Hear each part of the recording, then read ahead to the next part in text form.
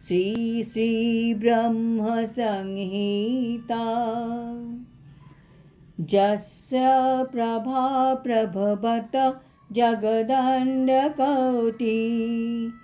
कोटिष्वशेष वसुधादिविभूतिभिन्नम् तद्ब्रह्म निष्कलमनन्तमशेषभूतं गोविन्दमादिपुरुषं तमहं भजामि। যার প্রভা থেকে উৎপন্ন হওয়ার জন্য উপনিষদে উক্ত নির্বিশেষ ব্রহ্ম অশেষ বসুধাদি বিভূতি সমন্বিত কোটি কোটি ব্রহ্মাণ্ড থেকে পৃথকভাবে নিষ্কল অনন্ত ও অশেষ তত্ত্বরূপে প্রতীত হন, সেই আদি পুরুষ গোবিন্দকে আমি ভজনা করি।